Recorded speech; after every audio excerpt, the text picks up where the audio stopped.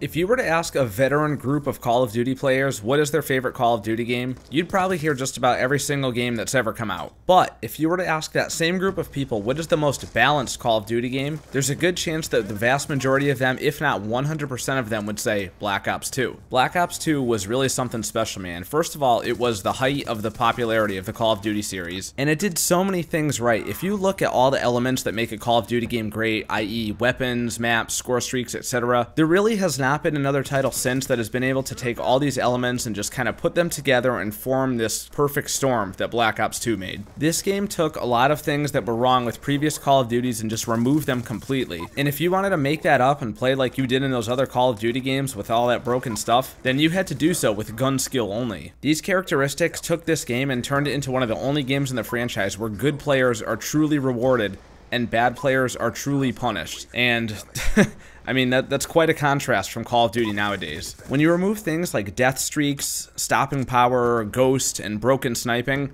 you're truly left with a balanced game. Of all the things that make a game balanced, weapons is probably the most important. The reason being is because every kill or death kind of transaction takes place by a weapon, right? You're not just running around the map waving at each other, you're killing people, so the weapons are really important. And most hardcore fans of the franchise would probably say Black Ops 2 had, without question, the best weapon balancing of any COD. Of course there were some broken weapons at the beginning. That's standard. That just happens in every COD because they have to figure it out and test it with live player bases. But after the first few weeks, like the first 2 months or so, this game was good to go. And if you go back and play it now, you know it. You can just feel that it's a very good, solid, well-balanced game. If you're a decent player, you could equip virtually any weapon in this game and have a good game with it, and that's a good thing. Yes, you do see a lot of AN-94s and DSRs and ballistas, or even the Remington shotgun, but if you just take a step away from all those really popular weapons and try out some of the lesser used ones, you'll find that you can do very well with them. The kill streaks in this game were just right. They weren't overbearing like the ones you had in the Modern Warfare series, and they were probably toned down a little bit from Black Ops, which is probably just right. It's in that just perfect sweet spot. But the really good thing about the kill streaks in this game is that they weren't spammy like in the previous CODs, because they were a little bit harder to get. This was the first game to have the score streak system implemented, so it meant that people had to play the objective a little more if you weren't playing TDM in order to get those streaks now. You know, in a game like Black Ops, you could kind of cheese your way to getting a chopper gunner or the dogs by just hanging out and using Ghost. You didn't have to move, and there was no reason to charge objectives because it was all kill based. Black Ops 2 basically told players like that, screw you, it's not going to work in this game, and it didn't work in this game. With the combination of Ghost only being effective when you're moving and score streaks instead of kill streaks, this solved the camping problem very effectively. As a result, you had a lot more people who were actually moving around and fighting fairly, and when you got those score streaks, it was a really good feeling. It was more rewarding not only because you had to move around and fight and kind of have that map and spawn knowledge in order to take advantage and do well, but also just because the score streaks were so much harder to get in this game. In Black Ops 1, the dogs were 11 kills. In this game, it's 1,700 points, which is basically the equivalent of 17 kills and maybe a few assists if you get them. Or the highest score streak in the game, the Swarm, 1,900 points. That is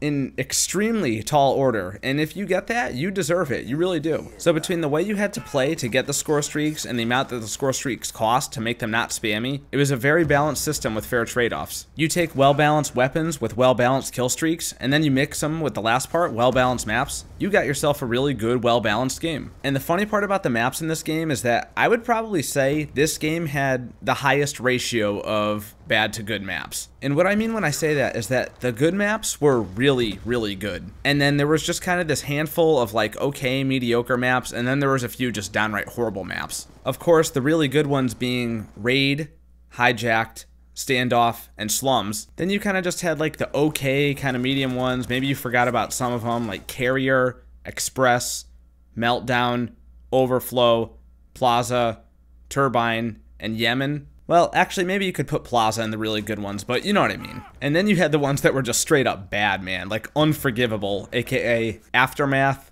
Cargo, and the dreaded Drone, probably the worst map in Call of Duty history right here. But it's like the funny, ironic thing about there only being like a handful of really, really good maps is that even though some of the other maps weren't quite as good as those really, really good ones, they all still had room for plenty of different playstyles, which made the game more balanced. Oh, I guess Nuketown was also in this game too, but we don't really have to count that, right? But look, you take all these things and then you add in other things like the League play, the Pick 10 system, the Diamond camos, all the other other innovations that came along with this game, most of which contributed to the overall balance, and you gotta ask yourself, will we ever get another game like this, that is this balanced and this well received and this well loved by the community? I mean, this game is just adored by the pro players, the YouTubers, the OG players, the people like you and me who just play casually. Everybody loves it. And honestly, my answer to that question personally is, I don't know. You know, I really don't. I hope so. I truly hope we get another game this balanced, and I think Black Ops 3 was very, very close. But the problem for me with Black Ops 3 is that the specialists and the supply drop weapon system really threw off a lot of balance in certain places. And there's just something so much more respectable about Black Ops 2. I think a lot of the community sees it that way too. I always see people saying, oh my god, I hope we get Black Ops 2 remastered. It is like